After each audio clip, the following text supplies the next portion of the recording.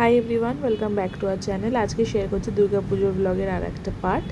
তো এটা হচ্ছে পঞ্চমীর আগের দিনের ব্লগ। এখানে সবার ব্রেকফাস্ট আমি রেডি করছিলাম, তারপরে আমি আর বোনও ব্রেকফাস্ট করে নিলাম। আর এখানে ঠাকুরের পেছনে যে চালাটা ওটা ঠিক করতে চলে এসেছে, আর ঠাকুরগুলোও সেট করা হয়নি তখন, তো পুরো ওটা চালা রেডি হবে। তারপরে হচ্ছে ঠাকুরদের সেট করা হবে, আর মাঝে মাঝে স্ন্যাক্সও চলছিল।